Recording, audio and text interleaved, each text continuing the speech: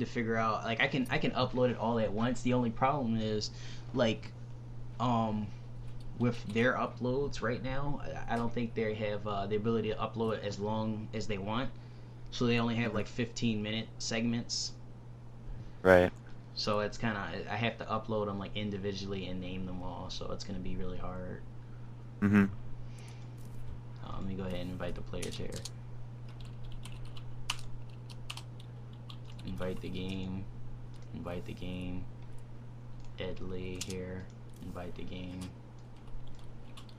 Uh-oh, it was almost me and you. You don't want that yet. Oh, it was almost me. Hold on, let me get Eito up in here. What the heck am I doing? There we go. The Eito changes race real quick. Players ready. Yeah, that's what he's saying. He wants to get it over with. My partner here, Vengeance. We are proud to present to you Eito versus Schnitzel, game 4 of 7. Eito taking a 1-3, Schnitzel being 3-1. Schnitzel is in the lead right now by 2 games. Eito needs to win 3 more games in a row in order to win. Schnitzel, however, only needs to win 1 to finish off this tournament.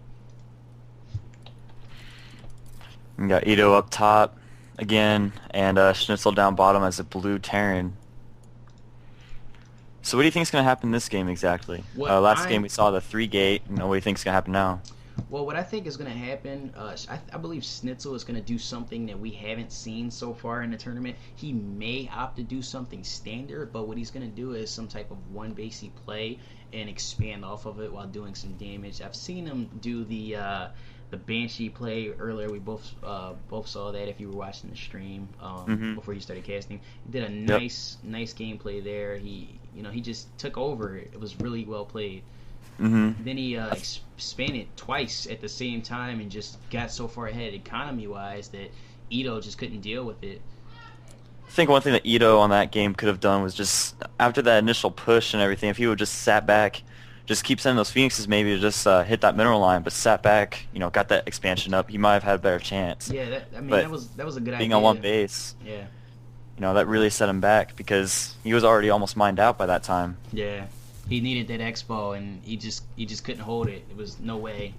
Yeah. With that huge ramp, especially the destructible rocks on that particular map, he can just destroy them and just run up. If that doesn't work, he just keeps wasting his energy. He'll eventually. See, Eito is holding off on that. He's gonna go Nexus first. It looks like this is interesting, and Schnitzel's doing a standard 1 rack so far, no gas. He's probably gonna go for expansion again with all that money saved up. Mm-hmm. Both players going fast expand. This probe has the potential. Oh, he's gonna run away. He does good damage. Mr. SFE gets back to work. Gets his little lumber schedule back together. Both players doing a terrific job. That orbital command almost finishing up, and that mule will go down. Expansion started from Schnitzel. Yep, and already Eito's is already almost halfway done. Drops down that gate. Already has that gas going as well. Needs to build some pylons though. The thing about Eito that I've seen so far, he likes to go ahead and throw units in gas, get the cybernetics, and then what he likes to do after that is he likes to pull them as soon as he gets 50, and then he goes back to just building like a lot of zealots, and then he'll put them back on there and get a stalker, and then he'll just leave it there. I've noticed that too. It's kind of interesting play. I personally never done it, but it's definitely a good way to get minerals up as fast as you can. Yeah, I mean, it helps because he can get his probes out. He can pay for his probes and then just keep building zealots, and that's really nice because you don't lose your you at no point lose your probe production, and that's really important for Master League players. Exactly. Going straight inside cyber and getting that warp gate and chronoing as fast as you can. This zealot here is going to go ahead and run down. He's good. Oh, the SCV scouts it, immediately runs away. He just doesn't want any part of that. plasma beams and freaking lightsabers just don't deal with him. Yeah, they don't. They go through metal pretty easily. Yeah. The SCV decides to take his little mineral patch and attacks back. Ito gets a good scout. He knows about how many Marines is going on. He knows that expansion's up, and he doesn't want to give that away anytime soon. Mm-hmm. You see Ito going for a quick forge. Yeah, he's gonna go for those upgrades. He doesn't, however, take the double assimilator on the second yet, but I have a feeling he's gonna do that. He's saving up a lot of gas. He could be going for a DT. Yeah, it's definitely a potential. He's got the Twilight Council too. You might be right about this. And he's also getting another gas. He has a lot of gas saved up. He's getting another gateway, so this all looks like it's going to be lining up some DT play. No scans really so far. He's using almost everything for mules, and that could be the setback right here. This could potentially work. I see nothing. Oh no, he's going for a charge lock because if you look, he has that armor upgrade instead of weapon. If you're going DTs, I would look for a weapon upgrade, but he's going for that charge. Yeah, you're Still right. an interesting play though. Not something we've seen too often. We haven't seen this yet. He might be going for another 4 or 5 gate pressure again. Our Terran player so far is not even close, and well, he's a little bit there. He's getting there in workers, but Eito is actually ahead by 5. Marauders and Marine wise, he's ahead in Army, so he's doing like both players are like mixed and matched. Ito's ahead economy wise, however the Terran is ahead army wise. Yep. Let me see that he wants those quick medevacs, it looks like. Yeah, he's getting stem to go along with it, so they're going to deal damage and heal up. Looks like he's going to go for some drops. Yeah, he's building some turrets actually for the for like defense. He's not too sure. I don't think he has too much information. I think he's just preparing for a small push, and this is a common time for Terran to hit, is around this 9-10 minute mark when Stim's hitting. You have all this stuff hitting at the same time. It makes it for a really tough defense. And he's automatically going for that +2 armor also. Yeah, he's doing. He's almost going for. He's building a lot of gateways now too. And he's also getting that High Templar archives. Yeah, he's going whatever he's going for. He's going for it. A lot of it. And he scouts that army coming up. I really want to see Ito use those force fields a lot better than he has in previous games. The only thing that worries me right now is these destructible rocks here. What happens if he just hits those rocks and just runs up? Because he's rallying his army. It only gets worse from there. That cannon's not going to do much of a difference, and those zealots aren't going to be able to just all charge at once. It's going to be a little bit of a... There we go. There's nice that force field we needed. Nice force fields, actually.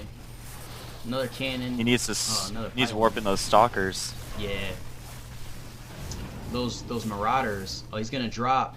He picks him up and pulls him back. That was really nice. That's a nice move. The sentries are going to go down. And if all oh man, this might be GG here. This might be GG right here. Stem is just good too micro. much. Good micro from him. Still rallying in the main base, building another barracks. He's gonna have more. Pulling SCVs. Yeah, this is oh man, this is so devastating. The medevacs are just doing a lot of damage. The zealots, $100 a piece, are falling. Oh man, it's just too much money, especially when you had to pull workers like that. But Schnitzel's pulling back a little bit. I think he thinks that he did enough damage to yeah, unfortunately, toss so far. Yeah. Oh, he stops him. He's pulling back. Really well played so far from Schnitzel. And we're gonna see Storm being researched. +2 armors just about to finish right now.